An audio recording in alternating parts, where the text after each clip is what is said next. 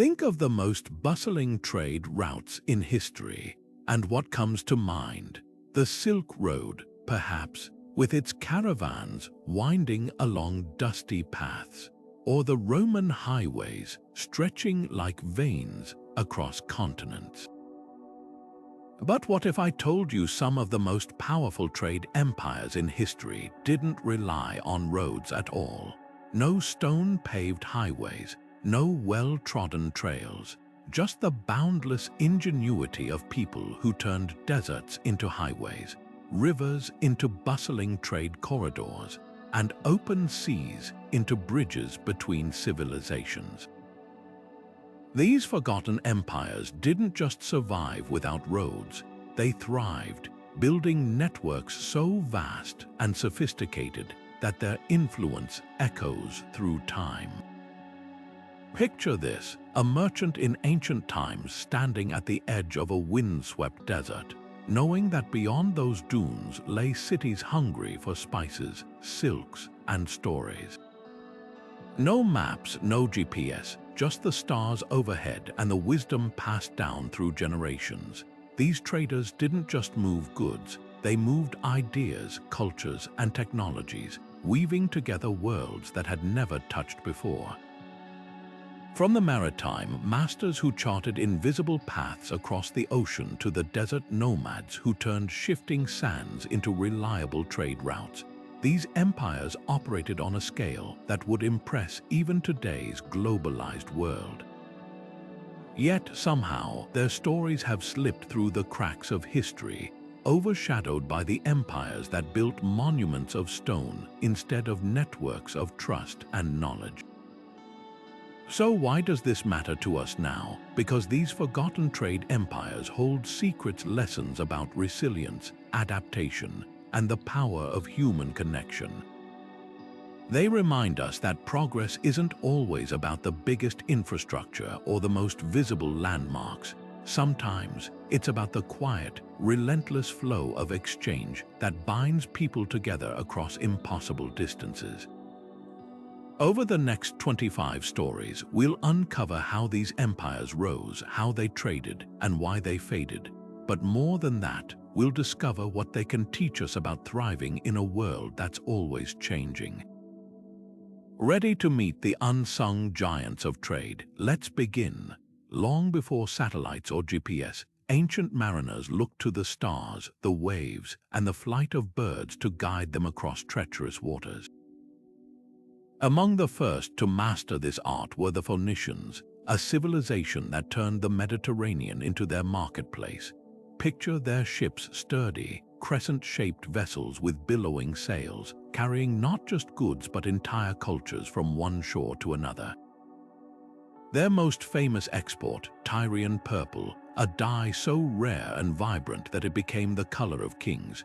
1 pound of it required crushing thousands of sea snails, making it worth more than its weight in silver.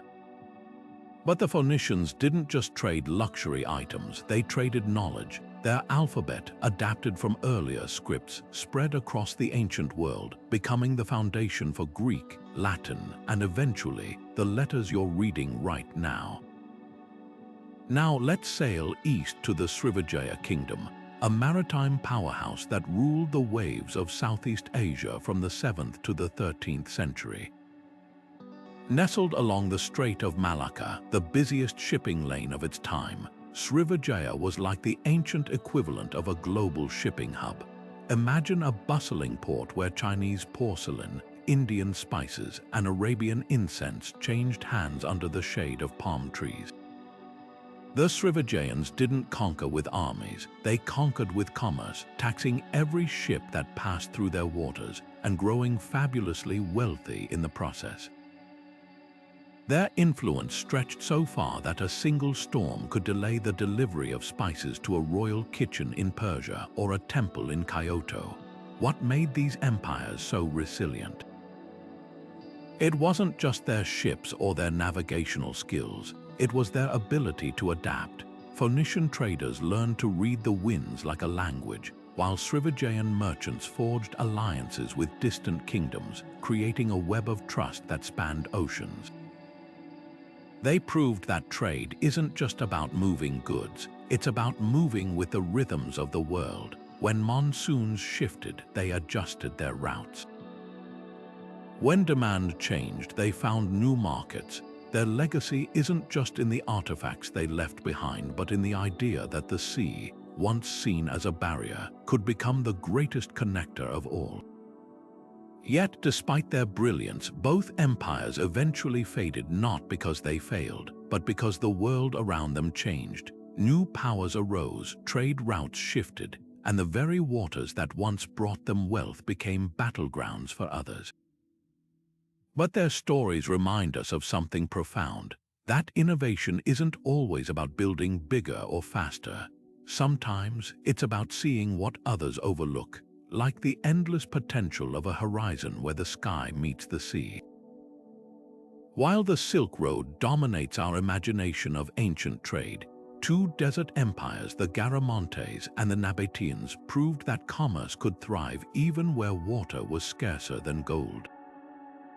Take the Garamantes, rulers of the Sahara around 2,000 years ago.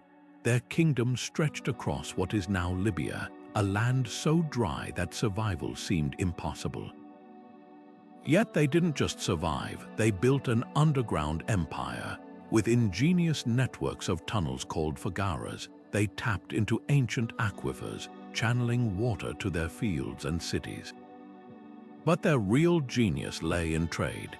These tunnels became secret highways, allowing caravans to move goods beneath the scorching sun, shielded from the heat and bandits alike. Ivory, salt, and even enslaved people moved along these hidden routes, connecting sub-Saharan Africa to the Mediterranean world. The Garamantes didn't just endure the desert, they mastered it, turning barren sands into a web of opportunity. Then there were the Nabataeans, the architects of Petra. You've likely seen images of their rose-red city carved into cliffs, but their true legacy was trade. Nestled between the deserts of Arabia and the markets of the Mediterranean, Petra became a crossroads for frankincense, myrrh, and spices. What's astonishing is how they thrived in such a waterless land. The Nabataeans engineered a system of dams, cisterns, and channels that captured every precious drop of rain, allowing their city to bloom in the wilderness. Their wealth didn't come from conquest but from hospitality, offering shelter, water, and security to caravans that braved the desert. In return, they taxed every bale of silk and jar of incense that passed through, growing rich without ever needing to conquer their neighbors. What united these empires wasn't just their resilience but their ability to see value where others saw only emptiness. The Garamantes looked at a sea of sand and envisioned tunnels brimming with trade. The Nabataeans saw a barren canyon and carved out a paradise of commerce. Their stories challenge the idea that trade requires easy routes or fertile land. Instead, they remind us that scarcity breeds innovation, that the harshest environments can inspire the most brilliant solutions. Yet their downfall holds a lesson too. The Garamantes' underground wells eventually ran dry, and Petra's wealth faded when Rome bypassed their routes by sea. Their empires didn't collapse because they failed, but because the world moved on. Still, their legacies endure in the quiet ways we still navigate challenges today, finding paths where none seem to exist, turning obstacles into opportunities. And as we'll see next, even the open ocean, vast and trackless, became a highway for empires that dared to sail beyond the horizon. Rivers have always been nature's gift to trade, carving paths through mountains and plains long before humans laid a single cobblestone. Take the Nile, a ribbon of life winding through the desert, its waters not just sustaining the kingdom of Kush but fueling its rise as a trading titan. Kush's wealth flowed downstream: gold, ebony, and ivory exchanged for Mediterranean luxuries like olive oil and glass. But the Nile was more than a route, it was a clock. Annual floods replenished the land, dictating the rhythm of planting, harvesting, and trading. Kushite merchants synchronized their voyages with these floods, turning natural cycles into an economic engine. Their capital, Marreh, became a crossroads where African goods met Arabian perfumes and Roman metals, all thanks to a river that did the work of 1,000 roads. Now shift east to the Mekong, the pulsing heart of the Khmer Empire. While Europe struggled through the Middle Ages, the Khmer were mastering hydraulic engineering on a scale that still astounds. They didn't just use the Mekong, they redesigned it. Canals, reservoirs, and floating villages turned seasonal floods into a controlled network, allowing rice harvests so abundant they could feed 1 million people in Inca alone. Picture fleets of boats gliding past temple-lined banks, carrying not just rice but spices like cardamom and pepper to distant ports in China and India. The Khmer's secret: they treated water like currency, investing in infrastructure that turned a volatile river into a predictable partner. Their system was so advanced that modern hydrologists study their ruins to understand sustainable water management. What set these river empires apart was their symbiotic relationship with the waterways. Unlike roads, which demand constant maintenance, rivers offered free transport if you knew how to harness them. The Kushites read the Nile's moods like a language, while the Khmer engineered solutions to tame the Mekong's fury. Both understood that rivers weren't just routes, they were collaborators. When monsoons swelled the Mekong, Khmer merchants adjusted their routes. When the Nile's floods were scarce, Kushite traders stockpiled goods, turning scarcity into profit. Their adaptability turned geographical challenges into competitive advantages. Yet their stories also warn of fragility. The Khmer's intricate water systems, while brilliant, relied on precise rainfall patterns. When climate shifts disrupted these rhythms, their empire wavered. Kush, too, faced decline as new powers redirected trade to coastal ports. Their fates remind us that even the most ingenious systems are tied to the environment, a lesson echoing today as modern supply chains grapple with rising seas and erratic weather. But perhaps their greatest legacy is perspective. In an age obsessed with highways and railways, these empires whisper that sometimes the best routes aren't built, they're born. Rivers taught them that trade isn't just about distance. It's about flow, timing, and the wisdom to move with the current rather than against it. And as we'll see next, even the most barren landscapes could become trade hubs when empires learned to listen to the whispers of the wind. The Sahara might seem like the last place you'd look for a thriving trade network, a sea of sand stretching further than the eye can see, where daytime heat could scorch skin and nighttime cold could freeze water solid. Yet beneath that harsh exterior lay one of history's most astonishing economic engines, the Trans-Saharan gold trade. While Timbuktu often steals the spotlight, the real story begins further south, in the heartlands of the Ghana and Mali empires, where gold wasn't just a metal but the lifeblood of kingdoms. Imagine caravans of camels, hundreds strong, plodding single file across dunes that shimmered like molten copper under the sun. Each beast carried not just sacks of gold dust but salt precious as gold itself in a land where it preserved food and sustained life. What made this trade so extraordinary wasn't just the distances covered over 1,000 miles of trackless desert, but the precision with which it operated. Berber traders from the north memorized the stars and the shape of dunes, guiding caravans along invisible paths marked only by skeletal remains of camels that had strayed too far. The Ghana Empire, flourishing between the 6th and 13th centuries, didn't even need to mine the gold themselves. They controlled its flow, taxing every ounce that passed through their territory. Their capital, come by sail, became a legend, a city where, as Arab chroniclers wrote, gold grew like carrots in the soil and was traded in equal measure for salt from the north. Then came Mali, rising in Ghana's wake but eclipsing it in grandeur. Under Mansa Musa, the empire's wealth became the stuff of global fascination. His pilgrimage to Mecca in 1324 wasn't just a religious journey, it was a seismic economic event. Traveling with a retinue of 60,000 people and countless camels laden with gold, he spent so lavishly in Cairo that the local gold market crashed for years.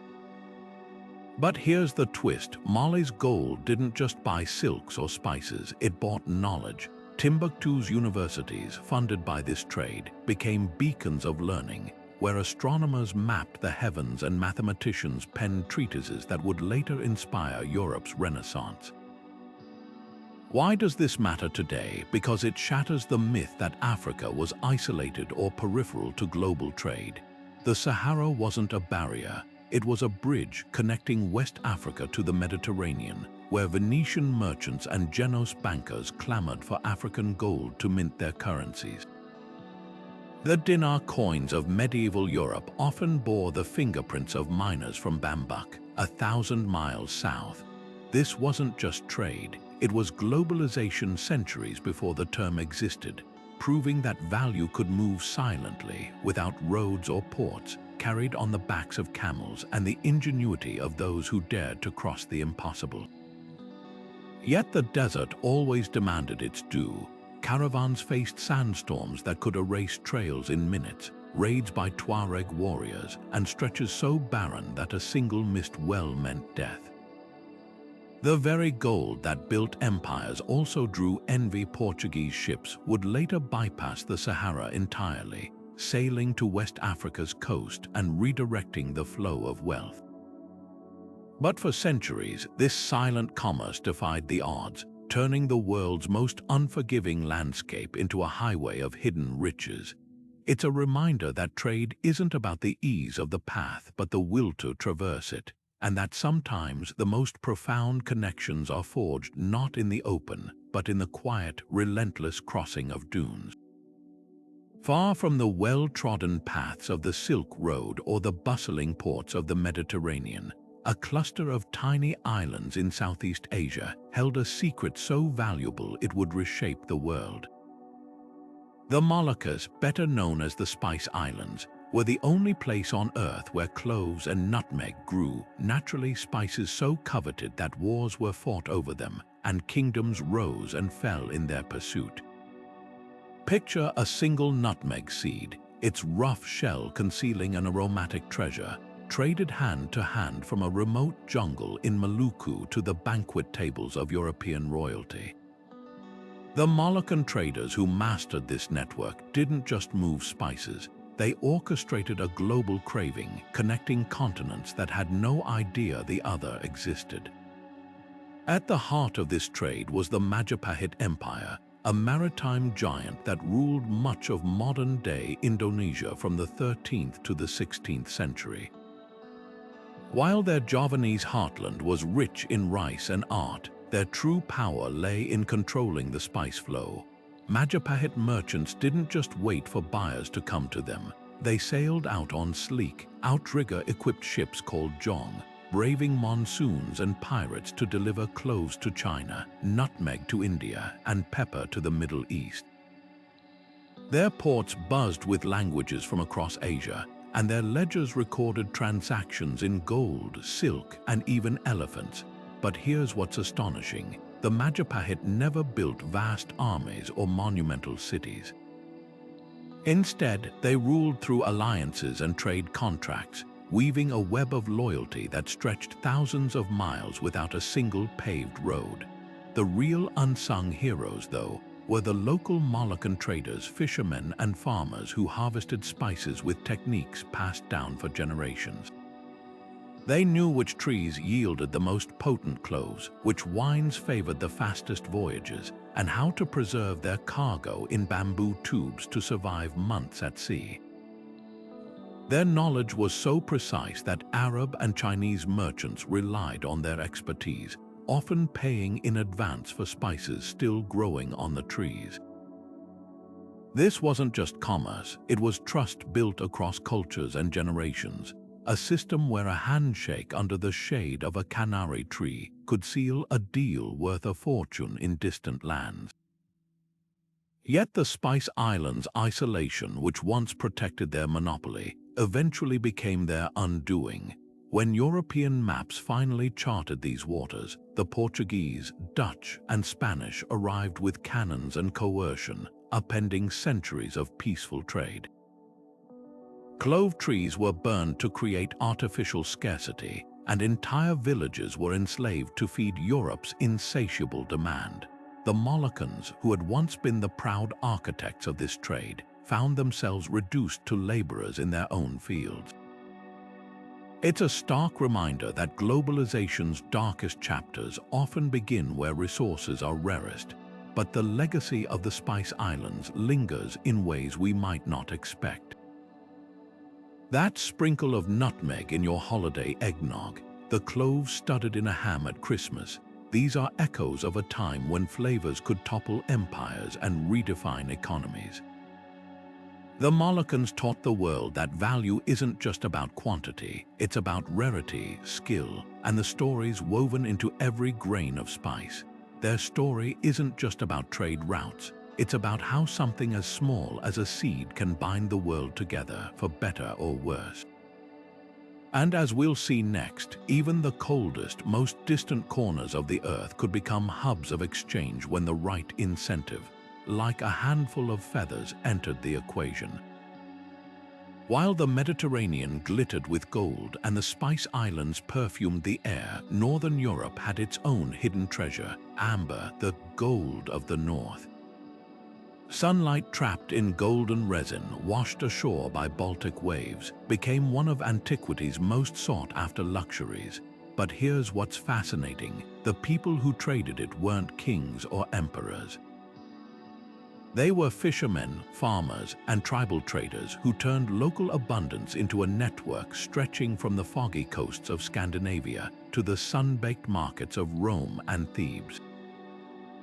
Picture a hunter-gatherer in what's now Poland, picking up a piece of amber from the beach. To them, it might have been a curiosity, a trinket to trade for a flint tool or a warm fur. But as these small exchanges multiplied, something extraordinary happened. A web of trade routes emerged, not carved in stone like Roman roads, but etched in the collective memory of countless travelers. Rivers like the Vistula and the Oder became liquid highways, carrying amber southward on log rafts. Coastal traders paddled their dugout canoes from one settlement to the next, each handoff adding value until the amber reached the hands of Etruscan middlemen, who polished it into beads fit for pharaohs. The demand was staggering. Egyptian tombs from 3,000 years ago contain Baltic amber, likely traded through a daisy chain of intermediaries. Roman aristocrats prized it as a status symbol, believing it captured the radiance of the sun. Pliny the Elder even complained about frivolous nobles paying more for an amber figurine than for a healthy enslaved person. Yet the names of those who first harvested and hauled this treasure are lost to history. No monuments, no chronicles, just the silent evidence of amber beads found thousands of miles from their origin. What made this trade so resilient wasn't centralized power but decentralized trust. Unlike empires that taxed and controlled their routes, the amber networks relied on reciprocity. A trader might leave a cache of amber with a riverside village in winter, returning in spring to find it had been passed along to the next link in the chain. No contracts, no armies, just the understanding that everyone benefited when goods kept moving. It was commerce at its most human scale, where a handshake under the thatched roof of a longhouse could seal a deal spanning continents. The real marvel: this all happened without a single paved road.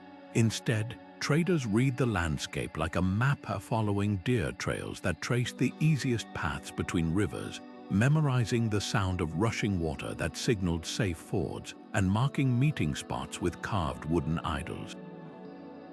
When ice choked the rivers in winter, they switched to sledges pulled by dogs or reindeer.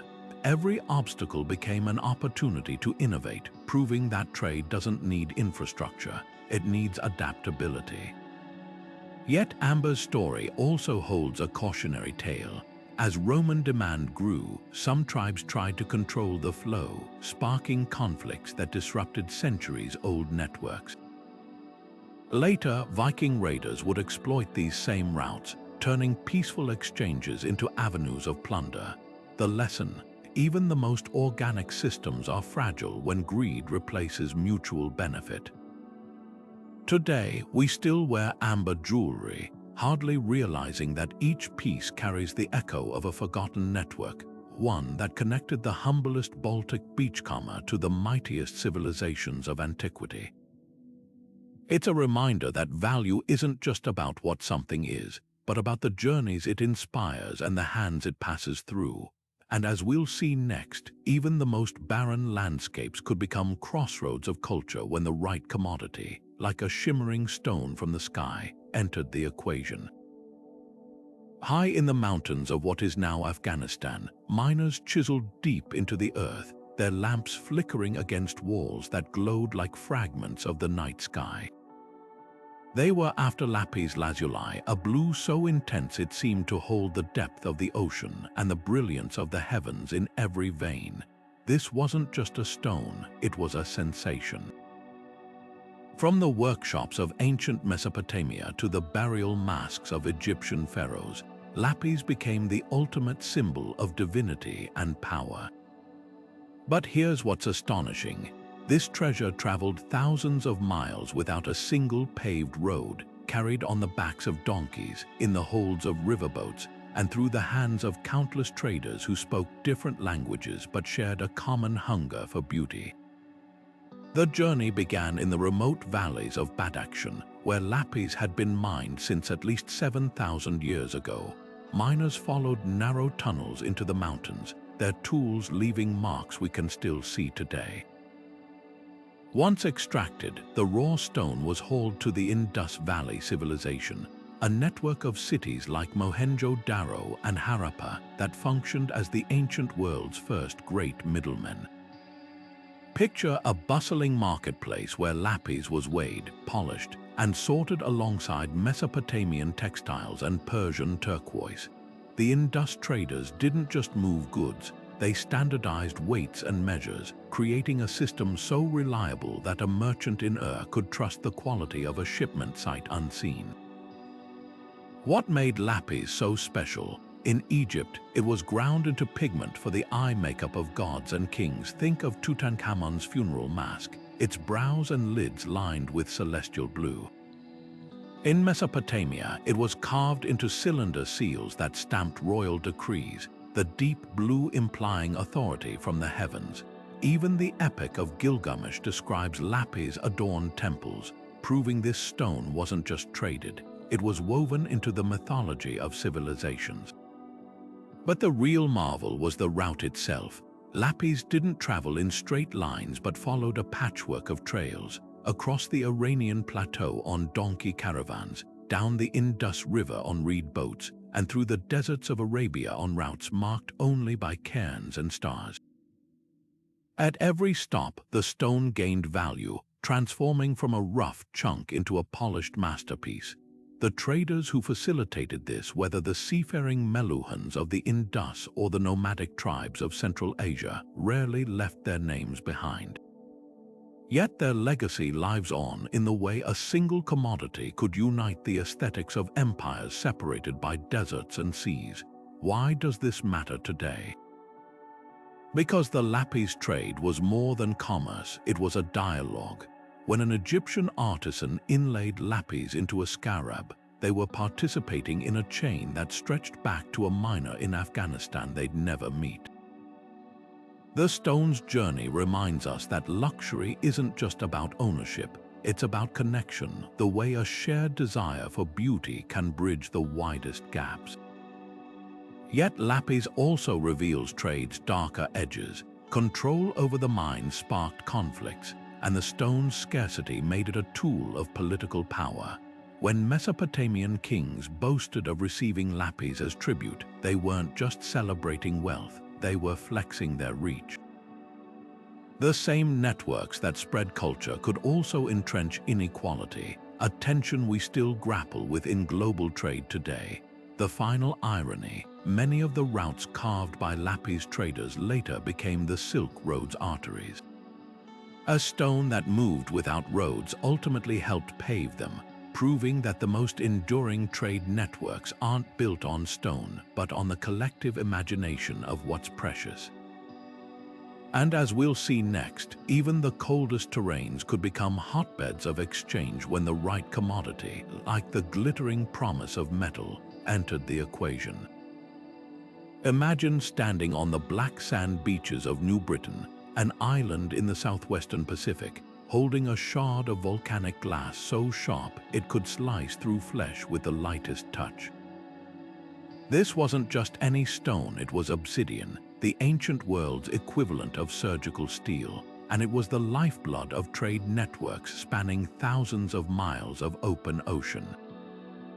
What's astonishing isn't just that these exchanges happened, but how, without maps, without roads, without even a written language to record transactions. Instead, Pacific Islanders navigated by the stars, the swell of the waves, and the flight patterns of birds, carrying obsidian from volcanic mountains to islands so remote they were barely dots on the horizon. The Lapita people, ancestors of many modern Pacific Islanders, were the masterminds behind this trade. Around 3,000 years ago, they began venturing across the Pacific in double-hulled canoes, their hulls laden with obsidian cores wrapped in banana leaves. These weren't small-scale exchanges. Archaeologists have found New Britain obsidian in places like Fiji and Samoa, over 2,000 miles away. The logistics boggle the mind, tracking seasonal winds, memorizing currents, and maintaining mental maps of islands scattered like breadcrumbs across the world's largest ocean. And they did it all through oral tradition, passing down navigational chants that encoded directions in poetry. A single chant might describe the angle of the sunrise over a particular atoll or the color of the water above a submerged reef, details so precise they functioned as living GPS. But why was obsidian so valuable? In a world without metal, this glass-like stone was the ultimate multi-tool.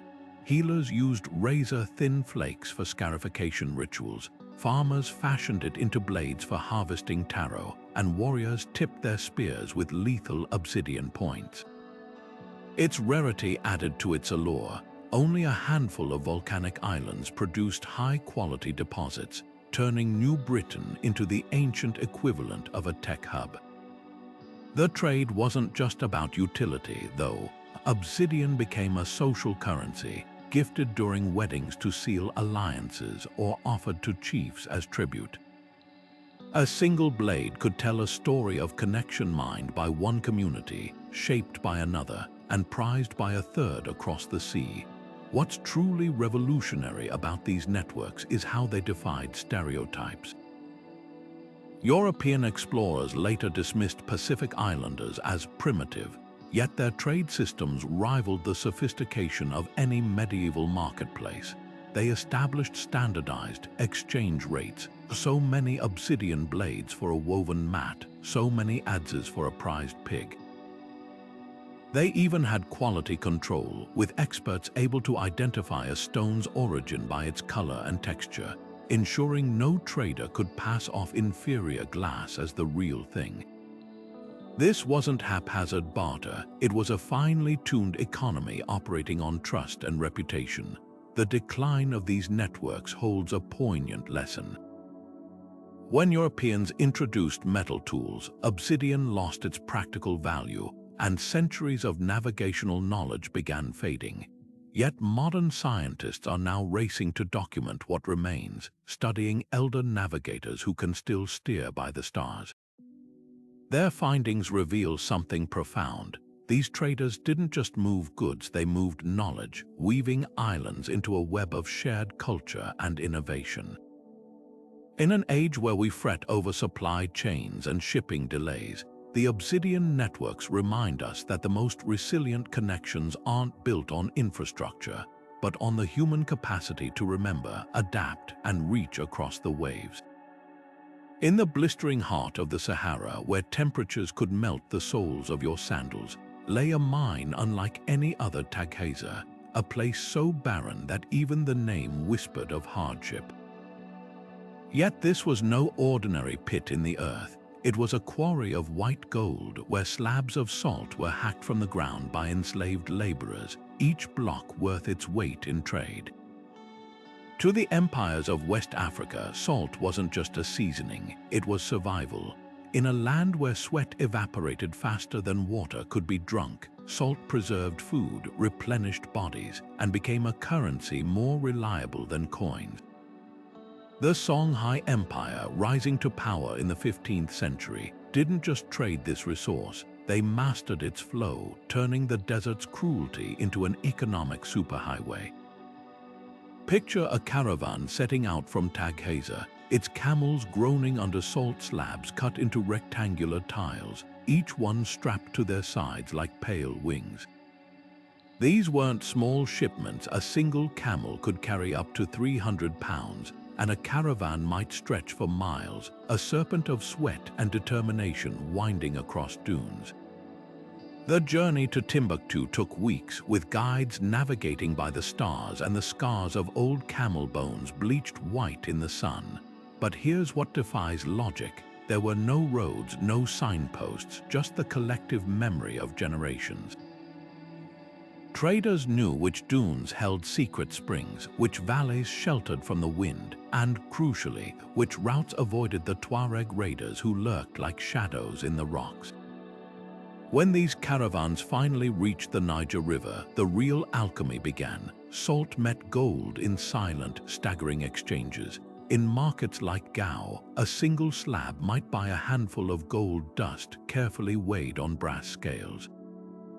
The Songhai emperors, understanding the power of this trade, didn't just tax it, they institutionalized it. They appointed salt ministers to oversee quality, ensuring slabs from Taghaza were pure and unbroken. They built warehouses where salt could be stored until the price was right, a medieval version of commodity trading, and they protected the routes with a network of fortresses, though their real weapon was diplomacy, forging alliances with desert tribes who knew the sands like their own palms. But the true genius of this system lay in its reciprocity. The gold that flowed north from forests like Bambuk didn't just enrich Songhai, it fueled economies as far away as Venice and Cairo. Mediterranean merchants needed African gold to mint their ducats and dinars, and the Sahara was the only bridge. In return, salt from Taghaza reached kingdoms deep in the rainforest, where it was so prized that leaders sometimes paid their soldiers in salt bars. This wasn't just a trade network, it was a circulatory system with salt and gold as its lifeblood, pulsing across continents without a single paved path. Yet the story of Taghaza holds a grim paradox. The mine itself was a hellscape. Arab chroniclers wrote of laborers, many enslaved, working in pits so hot they sheltered under salt roofs by day, emerging only at night to chip at the walls. The salt burned their hands, the sun their backs, and their reward was often just enough water to survive. The wealth above ground was built on suffering below, a reminder that even the most ingenious trade systems often hid human cost. What's haunting is how little remains. Taghaza today is a ghost town, its pits abandoned to the drifting sand. The Songhai Empire fell, first to Moroccan invaders with gunpowder, then to time itself. But the legacy of this salt for gold exchange lingers in unexpected places. The word salary comes from the Latin salarium, a Roman soldier's allowance for salt. The very idea that something so mundane could shape empires, that a seasoning could build universities like Timbuktu's Sankor, whispers a truth we often forget: value isn't inherent. It's created by need, by ingenuity, and by the courage of those willing to cross deserts to carry it. High above the Valley of Mexico, where the air thins and the earth still hums with volcanic energy, lies a treasure that built an empire. Not gold, not silver, but obsidian, jagged and black as a moonless night. The city of Teotihuacan, with its towering pyramid of the sun, didn't just trade this volcanic glass, they commanded it, weaving a web of influence so vast that their fingerprints can be found on artifacts from the jungles of Guatemala to the deserts of the American Southwest. What's astonishing isn't just their monopoly, but how they maintained it, without a single written ledger, without a standing army, and without the paved roads that later empires like the Romans relied upon. Instead, they mastered something far more powerful, the silent language of necessity. Step into the workshops of Teotihuacan, and you'd find artisans chipping away at obsidian cores with the precision of surgeons, transforming rough stone into razor-sharp blades, mirrors polished to reflect the souls of gods, and sacrificial knives that gleamed like fractured starlight. These weren't just tools, they were status symbols, religious objects, and diplomatic gifts rolled into one. A Maya king might receive an obsidian scepter as a token of alliance, while a humble farmer in Oaxaca traded maize for a handful of scrap blades to harvest his fields. Teotihuacan's genius lay in understanding that obsidian wasn't merely a commodity, it was a lever. By controlling the mines at Pachuca and Otumba, they didn't just supply a market, they created dependencies, binding distant cities to their economy through sheer indispensability. But how did these goods travel? Not on grand highways, but along footpaths worn smooth by generations of bare feet, and down rivers where canoes carried cargoes of blades wrapped in reeds. Teotihuacan's traders were more than merchants, they were cultural ambassadors, carrying not just goods but ideas. A potter in Veracruz might mimic Teotihuacan's art style after seeing an obsidian mirror traded from the highlands. A priest in the Zapotec city of Monte Albon might adopt a new ritual after receiving a ceremonial dagger. This was soft power at its most ancient, an empire built on influence rather than conquest, where trade routes doubled as veins pumping Teotihuacan's aesthetic and ideology across Mesoamerica. The real marvel is the scale. Archaeologists have traced Teotihuacan obsidian to sites over 800 miles away, a staggering feat when you consider the terrain. Sweltering jungles where jaguars prowled, mountain passes prone to landslides, and rivers that swelled into torrents during the rainy season. Yet the city's traders navigated these obstacles with an intimacy we've lost in the age of GPS. They knew which trails avoided bandits, which villages would shelter them in exchange for a few blades, and critically, when to let local middlemen take over the final leg of the journey. This wasn't a rigid supply chain, it was a living network adapting to seasons, conflicts, and even volcanic eruptions. Yet for all its sophistication, Teotihuacan's monopoly held a vulnerability. When the city mysteriously collapsed around the 6th century, its trade networks didn't just fade, they shattered, leaving a power vacuum that sparked wars over the remaining obsidian mines. Rivals like the Toltecs and later the Aztecs would try to replicate Teotihuacan's model, but none achieved the same silent dominance. That's the paradox of their legacy. The very absence of roads, armies, and bureaucracy that made their system so flexible also made it irreplaceable. When the heart stopped, the veins collapsed. Today, you can still hold a Teotihuacan blade in your palm and feel its edge, still sharp after 15 centuries. It's a testament to a different kind of empire, one that understood that true control isn't always about force, but about becoming the invisible hand that shapes everyday life. From the farmer's field to the king's throne, Teotihuacan's obsidian was the thread stitching together a continent, proving that sometimes the most enduring paths are the ones no one bothers to pave.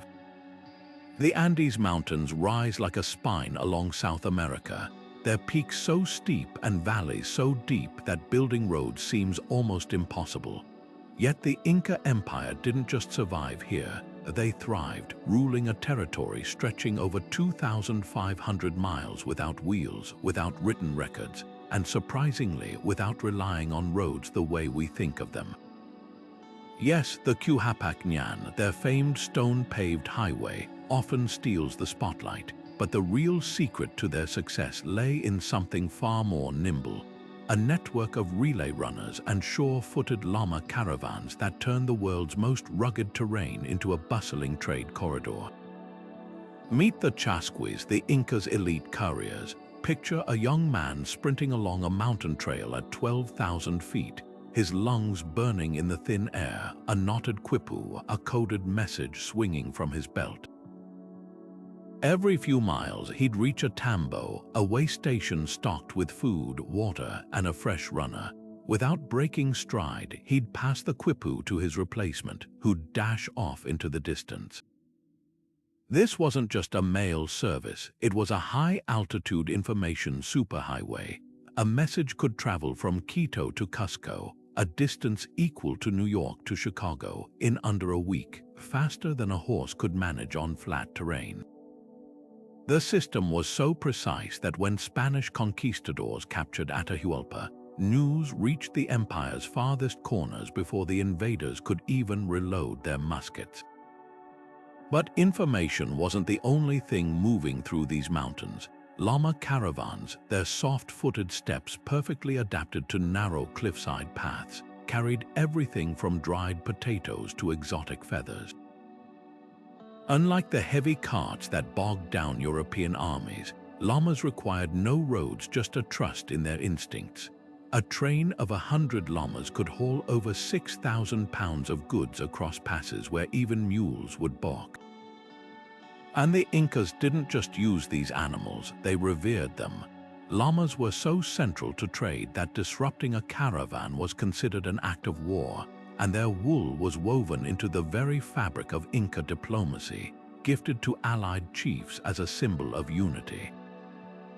What's astonishing isn't just the scale of this system, but its efficiency. Without currency, the Incas ran a redistribution economy where goods flowed like water. Coastal fish dried in the sun would be traded for highland quinoa, while tropical fruits from the Amazon basin made their way to frosty mountain villages.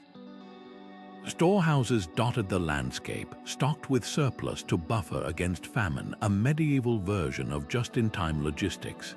The secret, a culture of reciprocity called Aini, where communities exchanged goods and labor as part of a social contract.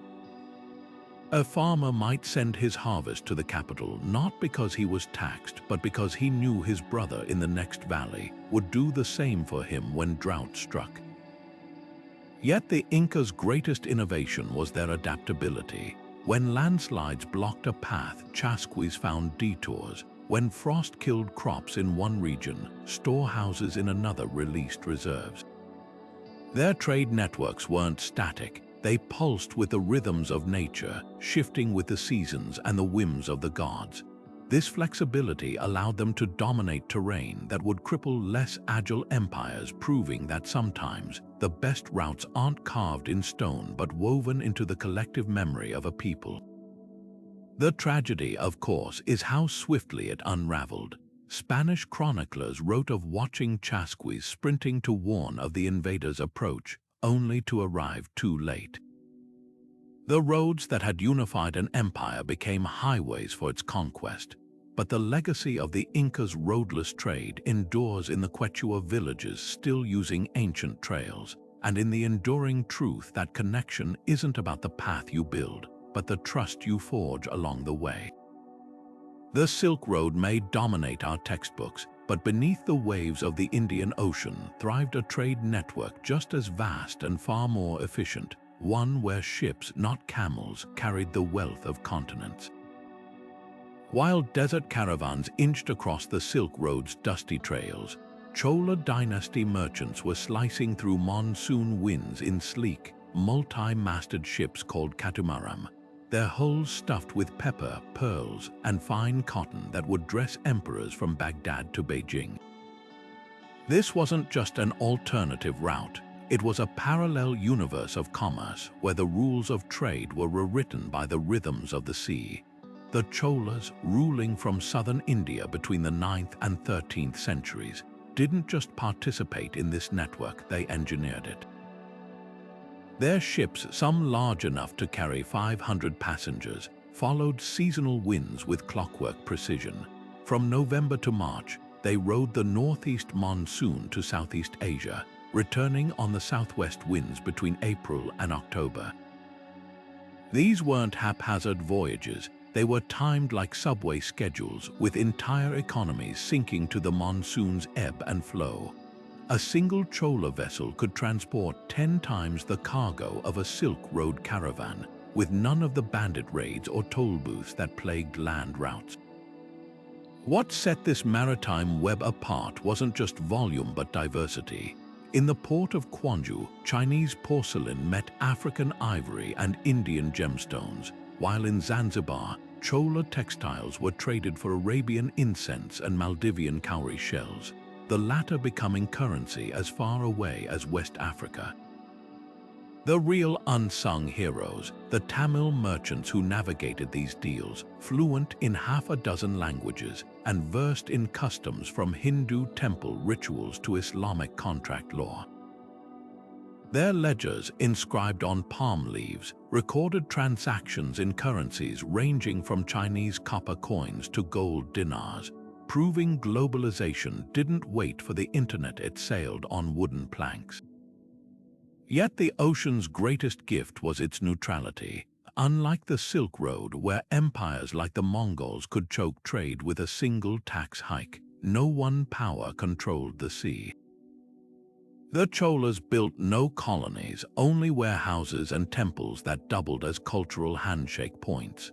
When the Srivijaya kingdom tried to monopolize the Malacca Strait in the 11th century, the Chola king Rajendra didn't negotiate. He sent 1,000 ships to reroute history, sacking Srivijaya's ports and redistributing trade nodes like chess pieces. This wasn't conquest for territory but for trade flow, a reminder that the real power lay in who moved the goods, not who owned the land. The legacy of these sea routes whispers in unexpected places. The chettinad pepper in your kitchen likely traded on Chola ships, the batik patterns of Indonesia, influenced by Tamil designs carried over waves. Even the word catamaran comes from the Cholas' catamaran boats. Yet while Silk Road cities like Samarkand are household names, the ports of Nagapattinam or Baras languish in obscurity, their stories buried under the myth that land routes were the only arteries of ancient exchange. Here's the twist: when the Mongols finally secured the Silk Road in the 13th century, making land travel safer than ever, the Indian Ocean trade didn't fade, it boomed. The sea had already proven its superiority, not through brute force but through adaptability. Pirates could raid a caravan, but no thief could steal the wind. Droughts could wither land routes, but the monsoons always returned. The lesson: history may remember the roads we see, but progress often rides the currents we don't. The scent of frankincense curling through the air in a Roman temple didn't just signify prayer, it carried the whispers of a journey across some of the most unforgiving terrain on Earth. Far to the south, in the arid highlands of what's now Oman and Yemen, the kingdoms of Sheba and Hadramaut thrived by harvesting the tears of the Boswellia tree. These golden droplets of resin, painstakingly gathered by climbing thin branches and scraping the bark, became the lifeblood of empires. But here's the twist: the real magic wasn't in the harvesting, it was in the getting it to market. No roads cut through the dunes of the empty quarter, no rivers carved paths through the limestone plateaus, just the footprints of camels and the stubborn determination of traders who turned scarcity into empire. Picture a caravan setting out from Shabwa, the capital of Hadramaut. its camels laden with sacks of resin so precious they were guarded like royal jewels. The route to Gaza, where Mediterranean merchants waited, stretched over 2,000 miles of blistering salt flats and shifting dunes. Survival depended on knowledge passed down through generations: where to find the hidden wells of Marib, how to navigate by the stars when sandstorms erased the horizon, and which tribal leaders demanded tribute in exchange for safe passage. The traders who mastered this route didn't just move goods, they moved faith itself. In Jerusalem, frankincense burned on the altar of the Second Temple. In Babylon, it perfumed the robes of priests chanting to Marduk. Even the funeral pyre of Nero, it's said, consumed a year's worth of Hadramaut's harvest in a single extravagance. The power of this trade lay in its exclusivity. Frankincense trees refused to grow outside a narrow strip of southern Arabia, and attempts to smuggle saplings to Egypt or Mesopotamia always failed. The kingdoms of Sheba and Hadramaut became the gatekeepers of divinity, taxing every ounce that left their borders. Queen Bilqis of Sheba, immortalized in the Quran and Bible, didn't just visit Solomon with gifts of spices and gold. She came with a monopoly's confidence, her wealth literally dripping from trees no one else could cultivate. Yet the frankincense trade wasn't just about religion or luxury. Myrrh, its bitter cousin, was the anesthetic of the ancient world, staunching wounds on Roman battlefields and embalming Egyptian pharaohs. The demand was so relentless that Pliny the Elder grumbled about Rome's treasury being drained by the vanity of the gods and the dead. But the real cost was borne by the unseen: the harvesters with resin-stained hands, the caravan drivers who buried comrades in unmarked desert graves, and the mothers who waved sons goodbye for journeys that might last years. The decline of this network holds an irony as sharp as Myrrh's scent. When Rome converted to Christianity, demand for temple incense plummeted. Then came the rise of sea routes, allowing spices to bypass the desert entirely. The kingdoms that had once funded palaces with frankincense gold faded into the sands, their stories preserved only in the accounts of Greek geographers and the charred resin clinging to ancient censers. What lingers is the lesson of niche mastery. Sheba and Hadramaut didn't conquer with armies, they conquered with something far more persuasive: irreplaceability. In a world where most trade goods could be sourced elsewhere, their resins held a magical monopoly, proving that sometimes the greatest power lies not in abundance, but in being the only one who can offer what everyone desires. Deep in the river valleys of ancient China, where mist clung to the mountains like silk, miners waded into icy waters to sift through pebbles for a stone so revered it eclipsed even gold, nephrite, jade. This wasn't just a mineral, it was a fragment of the heavens, believed to contain the essence of immortality.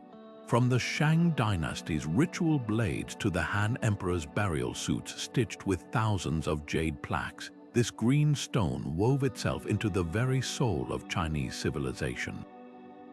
But here's what's extraordinary: the most coveted jade didn't come from China at all. It was hauled from the distant Kunlun Mountains of Central Asia, across deserts and through river gorges, without a single paved road to ease its passage.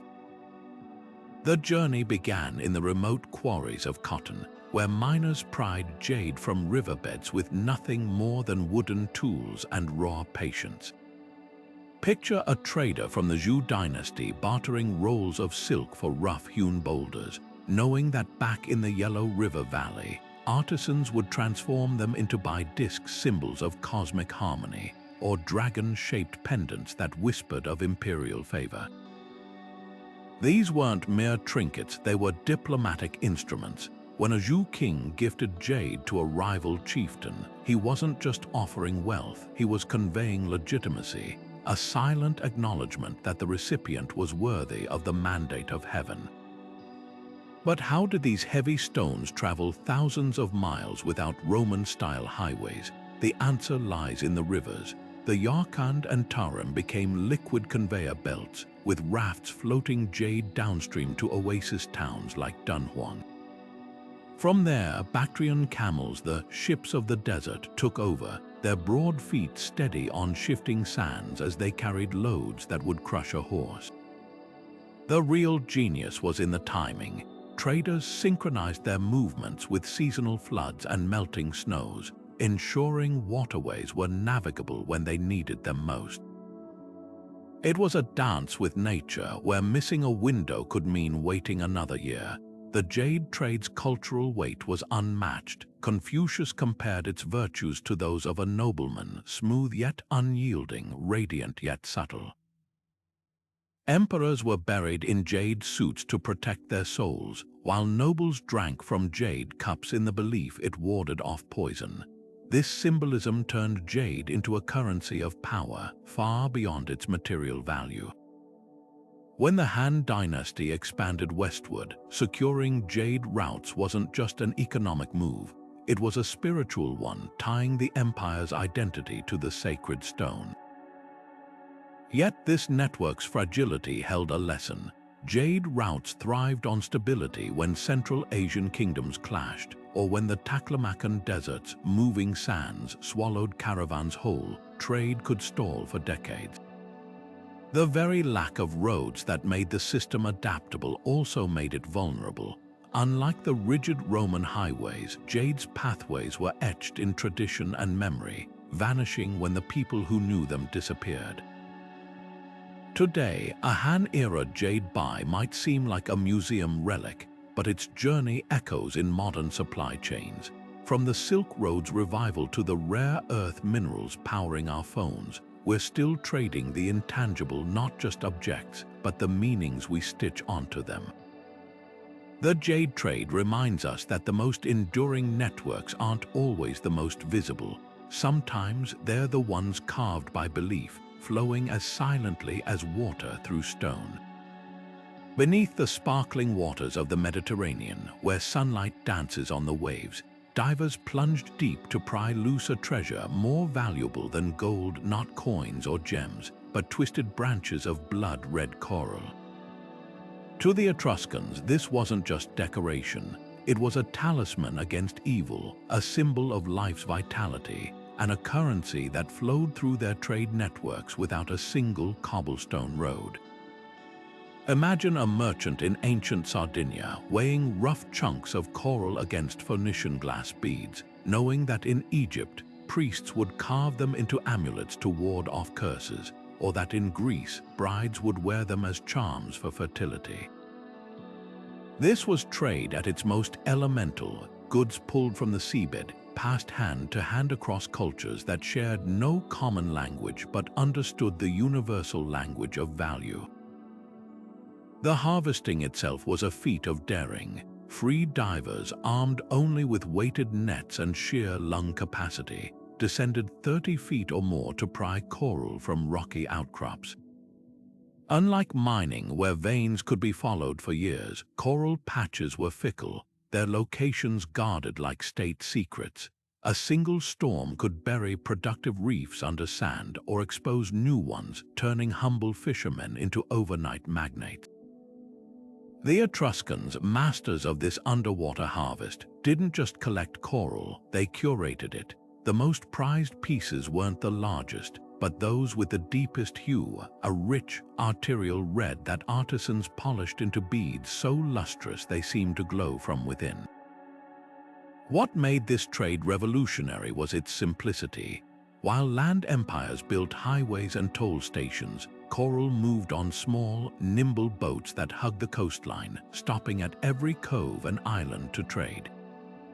A single vessel might leave Etruria with raw coral, stop in Carthage to pick up ivory, then sail to Crete to exchange both for fine pottery, a daisy chain of barter that required no centralized authority, just mutual trust. The lack of roads wasn't a hindrance, it was an advantage. Pirates might raid a laden caravan on the Appian Way, but how could they intercept 100 tiny boats slipping like minnows between ports? The coral's journey didn't end at the shore. In workshops from Tyre to Tarquinia, craftsmen transformed rough branches into objects of devotion and desire. Phoenicians inset coral into the eyes of their god statues, believing its color mirrored the divine. Romans strung it into children's bracelets to repel the evil eye, while Celtic chiefs in far-off Gaul traded amber for coral to display their connections to Mediterranean elites. This wasn't just commerce, it was alchemy turning a sea creature's skeleton into a social ladder. Yet the coral trade's brilliance was also its vulnerability. Overharvesting slowly pushed divers deeper, risking lives for diminishing returns. By the Roman era, the richest shallow reefs were exhausted, and coral began its slow fade from commodity to curiosity. Today, a handful of Etruscan coral amulets survive in museums, their redness dulled by millennia, but their story whispers a truth we often forget, that the sea has always been humanity's first highway, and that some of history's most enduring connections were forged not on land, but in the silent, shimmering world beneath the waves. Tiny, glossy, and shaped like a woman's smile, cowrie shells seemed an unlikely foundation for empires. Yet for centuries, these unassuming mollusk casings became the closest thing the ancient world had to a global currency, circulating from the markets of Bengal to the royal treasuries of West Africa without a single mint or bank to regulate their flow. The secret lay in their perfection, each one durable, lightweight, and nearly impossible to counterfeit, with a natural sheen that made them as coveted as coins. The Maldives, a string of coral atolls in the Indian Ocean, became the epicenter of this trade, where fishermen waded into lagoons to gather cowries by the basketful. But their real journey began when Arab and Swahili merchants loaded them onto dhows bound for the African coast, transforming shells into something far more powerful: money. On the Swahili coast, cities like Kilwa and Mombasa didn't just trade cowries, they built economies around them. A single shell might buy a loaf of bread, while a string of them could purchase a goat. Kings hoarded them by the millions, storing wealth in porous sacks rather than iron chests. The shell's value wasn't arbitrary, it was tied to their scarcity along trade routes. In the Maldives, they were as common as pebbles, but by the time they reached Timbuktu, they were rare enough to function as currency. This gradient of value created a self-regulating system. When too many shells flooded a market, traders simply diverted them to regions where demand still ran high. No central authority dictated their worth. The market corrected itself, much like modern cryptocurrencies. What's astonishing is how far these shells traveled. Chinese records from the Tang dynasty mention cowries arriving on ships with white sails, used to pay taxes in Yunnan province. In the kingdom of Dahomey, they became so integral that the royal palace's walls were embedded with patterns of shells, a literal monument to monetary power. Even the slave trade, centuries later, used cowries as payment along Africa's Gold Coast, linking their innocent beauty to one of history's darkest chapters. The shell's universality made them a silent language of commerce, understood by merchants who spoke no common tongue. Yet the cowrie system's brilliance was also its fragility. When European traders realized how cheaply they could source shells in the Maldives, they flooded African markets, triggering hyperinflation. A currency that had stabilized economies for a millennium became worthless almost overnight, a cautionary tale about the dangers of exploitation. Today, cowries linger in rituals and art, their monetary legacy faded but not forgotten. They remind us that value is never intrinsic. It's a story we agree to tell, written on the humblest of objects. Deep in the forests of what is now Nigeria, where the Harmattan wind carried whispers of change, the Nok people were quietly rewriting history. While empires rose and fell around them, these West African innovators mastered a skill that would alter the course of civilization: iron smelting. Picture a Nok artisan crouched over a clay furnace, feeding it with charcoal and iron ore, coaxing temperatures high enough to liquefy stone. The result: tools sharper than anything the continent had seen, weapons that could outlast bronze, and agricultural implements that turned stubborn soil into fertile fields. This wasn't just craftsmanship, it was industrial revolution on a micro scale, and it spread across West Africa without a single paved road to carry it. The Nok's trade network was a marvel of organic engineering. Iron goods moved along footpaths worn smooth by generations of bare feet, following the natural contours of the land, ridges where the walking was easier, riverbanks where canoes could be launched. A hoe forged in the Nok heartland might find its way to a farmer in the Niger Delta, while spearheads traveled as far as the edges of the Sahara, traded for salt or copper in bustling market towns. The real genius lay in their portability. Unlike bulkier commodities like grain or pottery, iron tools were compact and durable, perfect for the long journeys between settlements. A single trader could carry enough axe heads to supply an entire village, his backpack clinking with the sound of progress. But the Nok's influence wasn't just in what they traded, but how they traded it. Their iron became a form of cultural currency, carrying embedded knowledge across linguistic and geographic barriers. A sickle made with Nok techniques didn't just cut crops, it taught neighboring communities how to replicate the process. Archaeologists have found nearly identical furnaces hundreds of miles apart, suggesting that the trade in goods was also a trade in ideas, an early example of technology transfer. The Nok didn't need conquest to spread their innovations. The superiority of their iron did the persuading for them. What's striking is how this network thrived without the hallmarks of advanced civilizations. No grand warehouses, no tax collectors, no standardized weights and measures. Instead, trust was the glue that held the system together. A village might receive iron tools on credit, paying back with yams or woven cloth after the harvest. Oral contracts bound traders as tightly as written ones would in other societies, proving that commerce doesn't require bureaucracy, just mutual need and respect. Yet the Nok's legacy holds a quiet tragedy. By the time Arab chroniclers began writing about West Africa's ironworking prowess, the Nok themselves had vanished, their cities swallowed by the forest.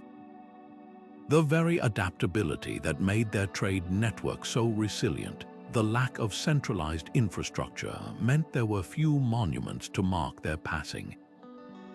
Today, their terracotta sculptures endure as silent witnesses to a civilization that proved you don't need roads to change the world, just the spark of an idea and the will to share it.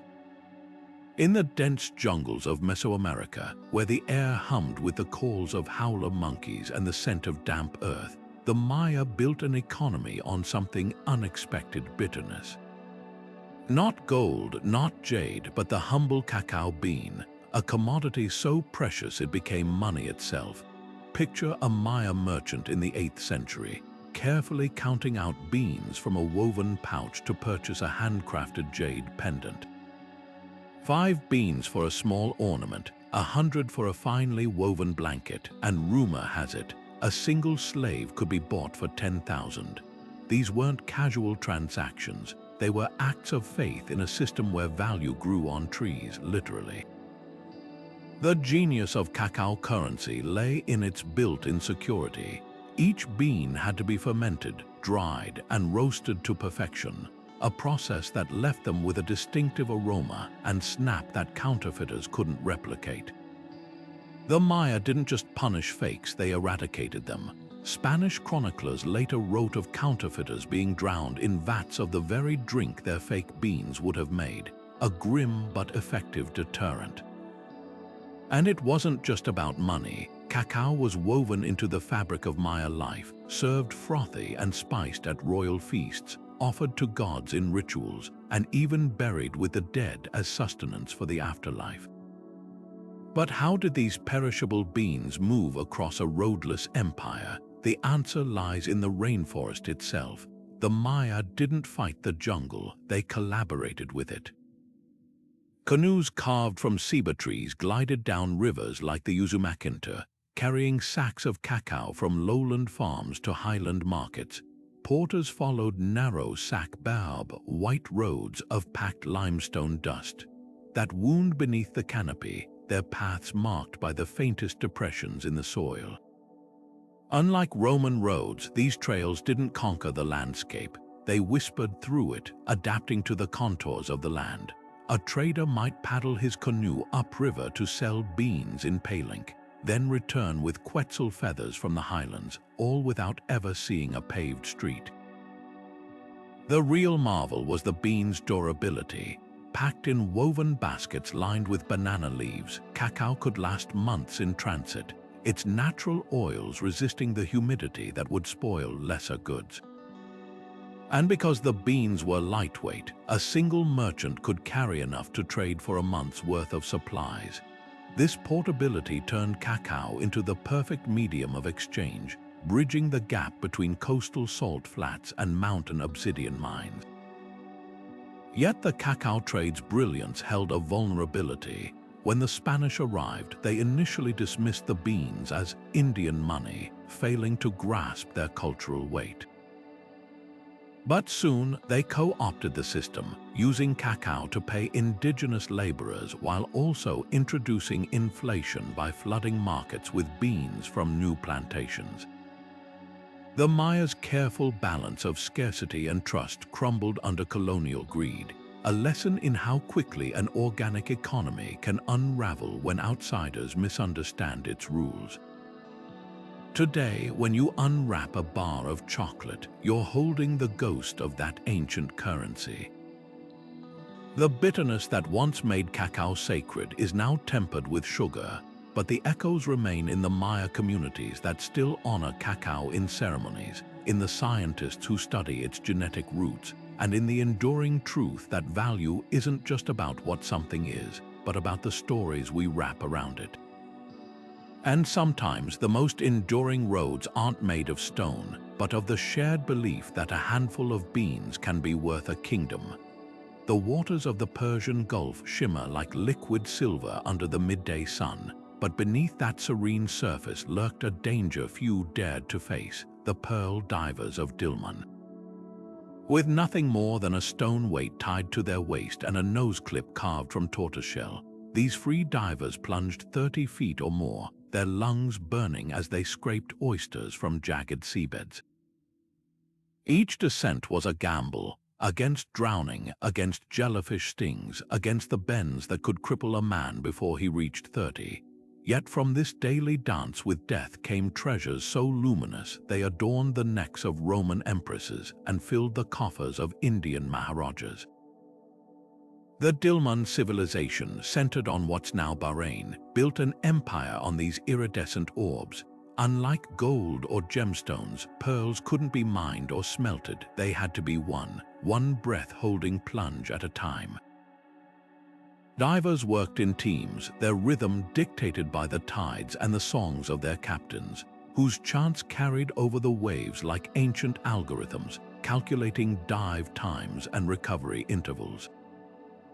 A single healthy oyster bed could sustain a village for generations, but overharvesting or a sudden silt storm could wipe out fortunes overnight. The trade demanded not just skill but superstition. Divers wore charms against evil spirits believed to lurk in the depths, and every successful haul was met with offerings to the gods. What made Persian Gulf pearls so coveted? Their rarity was just the beginning.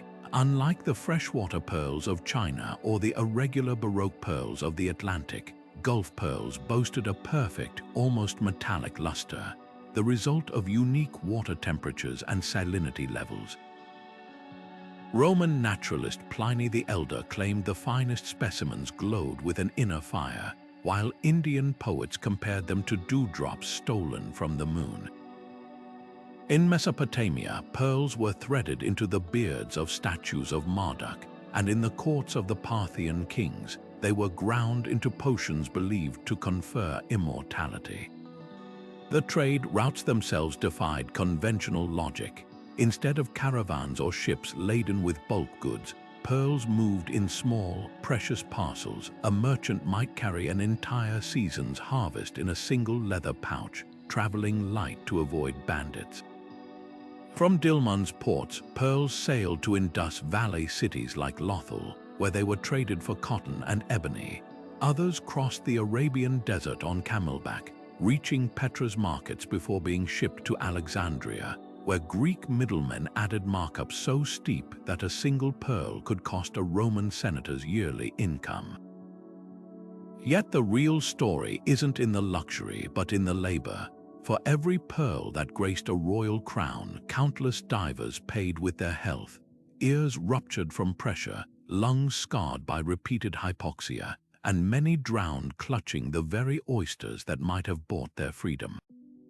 The trade's dark underside sparked one of history's earliest recorded labor disputes. Clay tablets from Dilmun detail court cases where divers sued merchants for unfair shares, proving that even 4,000 years ago, workers fought for their slice of the wealth they created.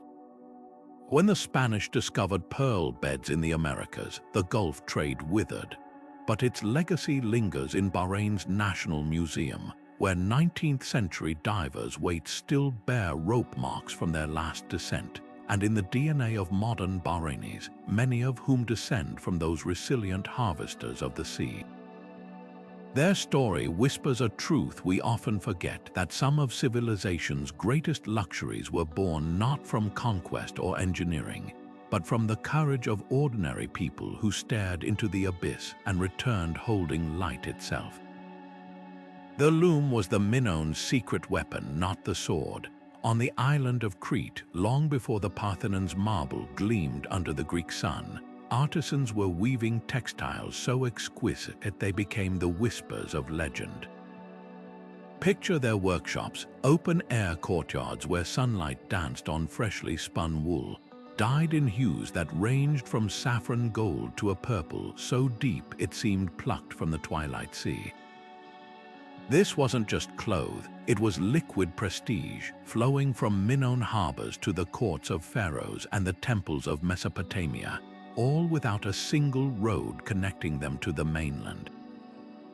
The Minoan's signature color, a luminous purple, came from the murex snail, a creature so small it took 12,000 of them to produce just 1 gram of dye.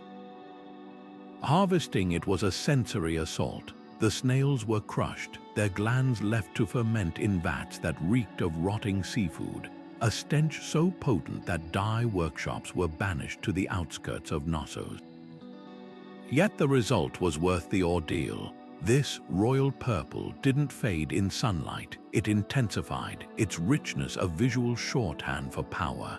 When a Mesopotamian merchant unrolled a bolt of Minoan fabric in the gasp it elicited wasn't just for its color, it was for the unspoken message. Only a civilization with mastery over land, sea, and time itself could produce something so defiantly luxurious. But the Minoans didn't just export finished cloth. Their real innovation was in the trade of knowledge. Archaeologists have found loom weights and spindle whorls scattered from Cyprus to Sardinia, suggesting Minoan weavers set up workshops abroad, teaching local artisans their techniques. Imagine a master weaver in Thebes, her hands moving in rhythms learned from a Cretan mentor, adapting Minoan patterns with Egyptian motifs. This wasn't just commerce, it was cultural fusion with textiles as the lingua franca. The ships that carried these fabrics were as revolutionary as their cargo. Minoan vessels, painted with octopuses and dolphins, were among the first designed for cargo rather than war. Their holds were meticulously organized amphorae of olive oil stacked beside rolled textiles, each layer cushioned with dried seaweed to prevent saltwater damage. Unlike the Phoenicians, who prioritized speed, Minoan captains valued stability, their broad-beamed ships cutting through waves like knives through wet clay. A single voyage could take them from Crete to the Nile Delta, then up the coast to Ugarit, trading cloth for silver, Lapis Lazuli, and stories that would later inspire Homer's tales of wine-dark seas. What's haunting is how little remains. Textiles, unlike pottery or stone, dissolve into time. We have no surviving Minoan robes, only echoes, frescoes of bare-breasted goddesses in flounced skirts, seal stones depicting processions of offering bearers with patterned shawls. Even their trade networks were nearly erased when Thera's volcanic eruption choked the Mediterranean with ash, collapsing their economy in a single catastrophic afternoon. Yet their legacy lingers in the DNA of global commerce, proof that art, not just armies, could bind the ancient world. When a Mycenaean warlord draped himself in stolen Minoan finery centuries later, he wasn't just wearing fabric, he was wearing the ghost of a civilization that taught the Mediterranean how to dream in color. Buried beneath the forests and lake shores of modern-day Michigan and Wisconsin lie veins of pure copper, left behind by retreating glaciers millennia ago. Long before European settlers arrived, Native American tribes like the old Copper Complex culture were mining these deposits with nothing more than stone hammers and fire. Imagine the scene: workers heating rock faces with controlled fires, then dousing them with icy water to fracture the stone and reveal gleaming nuggets of metal. This wasn't just resource gathering, it was alchemy, turning raw earth into the lifeblood of a continent-spanning trade network that thrived for over 6,000 years without a single road to carry it. The copper itself was extraordinary. Unlike most metals, which require smelting to separate from ore, Great Lakes copper occurred naturally in nearly pure form. Artisans could cold hammer it into tools, ornaments, and ceremonial objects without the need for furnaces or advanced metallurgy. A single nugget might become a fishhook in the hands of a Lake Superior Ojibwe crafter, then travel hundreds of miles to adorn the headdress of a Cahokia chief, or be reshaped into a ceremonial breastplate for a shaman in the Ohio River Valley. The metal's journey wasn't just about distance, it was about transformation, taking on new meanings with each culture that received it. What made this trade revolutionary was its scale. Copper artifacts from the Great Lakes have been found as far south as the Gulf of Mexico and as far east as the Atlantic coast. The Hopewell Exchange, a vast trading system among Native American cultures between 200 BCE and 500 CE, moved copper alongside pipestone, mica, and obsidian in quantities that would rival modern commodity markets. But unlike today's trucking routes or rail lines, these goods traveled along rivers like the Mississippi and Illinois, carried in birchbark canoes so lightweight a single trader could portage them around rapids. Trails worn into the earth by generations of moccasins became the invisible highways of this network, following game paths and ridgelines where the walking was easiest. The real genius of the system lay in its adaptability. When droughts lowered water levels, traders shifted to overland paths. When conflicts arose between tribes, neutral zones emerged where commerce could continue uninterrupted, often at sacred sites like Pipestone National Monument. Copper wasn't just traded, it was gifted in elaborate ceremonies to cement alliances, buried with the dead to honor their status, and sometimes ritually killed, bent or broken to release its spiritual power. This multidimensional value made it the perfect medium of exchange in a world where economy and spirituality were inseparable. Yet the copper trade's legacy holds a quiet irony.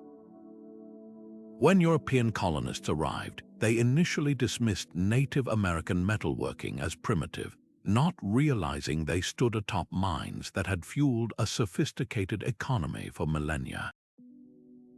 The very pits where indigenous miners once worked were later claimed by industrial barons, their original stewards erased from the narrative. Today, archaeologists sift through soil layers to reconstruct this forgotten network, finding copper tools in places textbooks claimed were untouched by trade. Each discovery whispers the same truth: that connection isn't about the paths you can see, but about the shared hunger to create, exchange, and transform the world, one hammered nugget at a time. In the heart of Tenochtitlan, where the air shimmered above bustling canals, Aztec artisans worked with a material more precious than gemstones: the iridescent feathers of tropical birds. Picture a royal headdress coming to life under skilled hands, each emerald quetzal feather meticulously arranged beside scarlet macaw plumes and the delicate turquoise down of Cotinga birds. These weren't mere decorations, they were cosmic maps, their colors mirroring the heavens. A single garment could contain feathers from a dozen species, each harvested hundreds of miles away in steamy jungles the Aztecs never conquered, yet somehow commanded through the sheer power of trade. The journey of these feathers was as extraordinary as their final form. Traders called Pochteca, dressed in plain cloaks to avoid attracting bandits, trekked through the misty highlands of Oaxaca and down into the humid lowlands of Maya territory. No carts rumbled behind them, just porters balancing bundles of feathers wrapped in banana leaves to protect them from rain. Along the way, they navigated a network of hidden trails and secret handoffs, exchanging feathers for cocoa beans or obsidian blades at twilight markets held in clearings far from main roads. The most prized plumes came from the resplendent quetzal, a bird so revered that killing it was forbidden. Instead, hunters waited for molted feathers or carefully trapped the birds just long enough to pluck a few tail feathers before releasing them. What's fascinating isn't just the logistics, but the economics. Feathers weren't a side trade. They were a full-blown currency of prestige. The Aztec Emperor Moctezuma's treasury held more feathers than gold, catalogued in intricate ledgers that recorded every hue and length. When Spanish conquistadors first saw these storerooms, they dismissed the contents as trifles, not realizing that in Aztec cosmology, feathers carried the breath of the gods. A warrior's cloak made from hummingbird feathers wasn't flamboyant. It was spiritual armor, each iridescent flicker believed to confuse enemy arrows in battle. The trade's brilliance lay in its sustainability. Unlike mined gold, feathers were a renewable resource, and the Aztecs managed their avian wealth with surprising foresight. Harvesters took only what was needed, leaving breeding pairs undisturbed.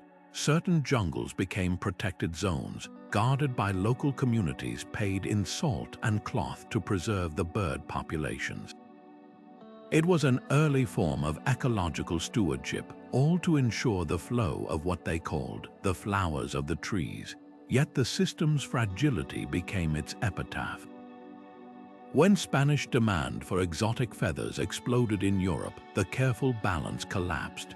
Macaws and quetzals were hunted to near extinction in some areas, their plumes shipped across the Atlantic to adorn hats and altarpieces. The canals of Tenochtitlan, once alive with the rustle of feather workers, fell silent. Today, a handful of these headdresses survive in museums, their colors faded but still whispering of a time when beauty moved mountains, or at least crossed them without a single road. High in the Himalayas, where the air thins to a gasp and trails cling to cliffs like spider silk, Tibetan porters balanced loads that defied logic: bricks of tea, pressed so tightly they rang like stone when struck. This wasn't just cargo, it was currency traded for the warhorses Central Asian tribes bred on windswept steppes. The tea horse rode, a network of paths threading through some of Earth's most unforgiving terrain, became a lifeline between empires, yet its travelers left no monuments, just the ghosts of their footsteps in the scree. Picture a caravan setting out from Yan in Sichuan, its mules laden with tea bricks wrapped in bamboo against the damp. Each brick bore the mark of its maker, a quality guarantee in a world without regulators.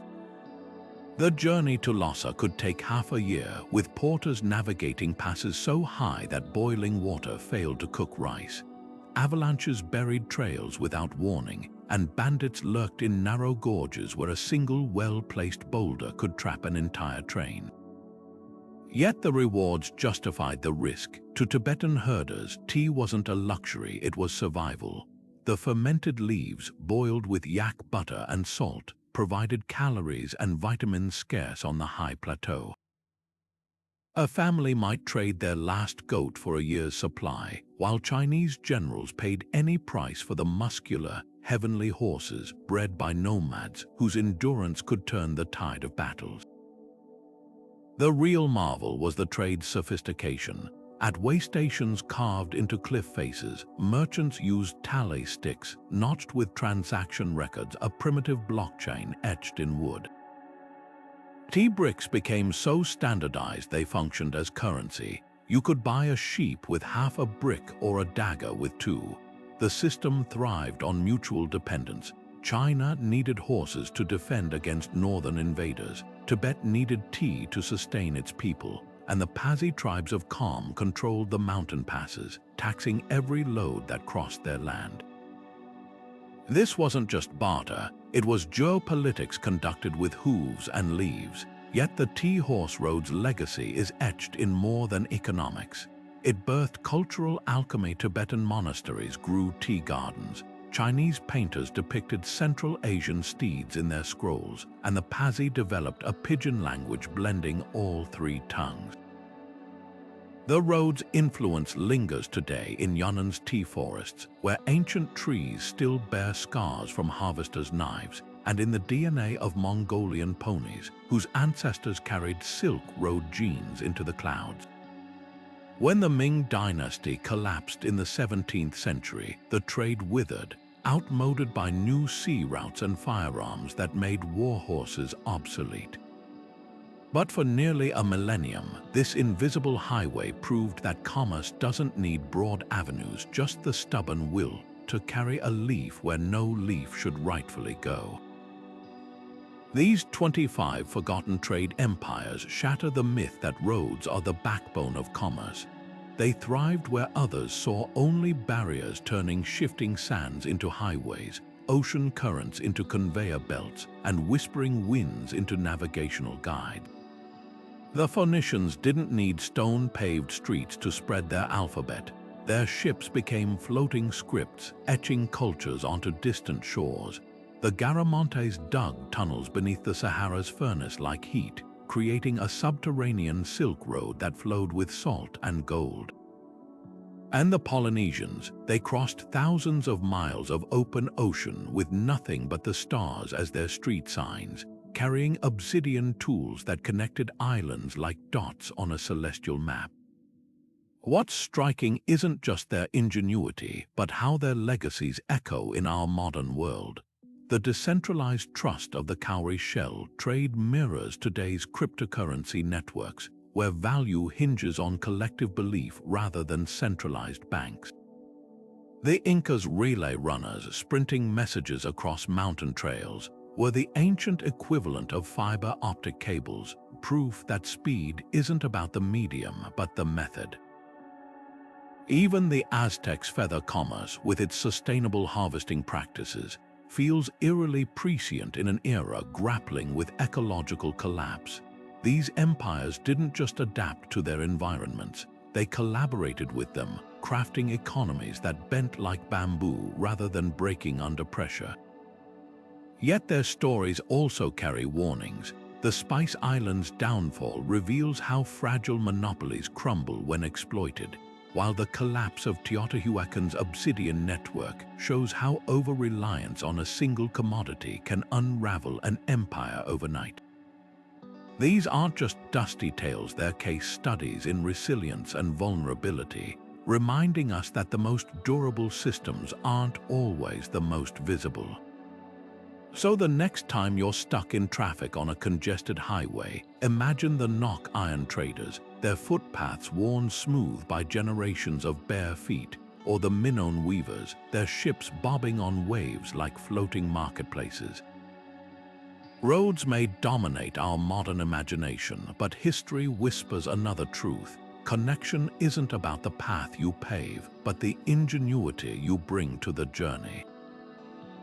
Which of these empires reshaped your view of trade? Drop your thoughts below. We're all just continuing the conversation they started millennia ago. And if you've enjoyed unraveling these hidden networks with us, hit subscribe. Who knows what other forgotten highways we might explore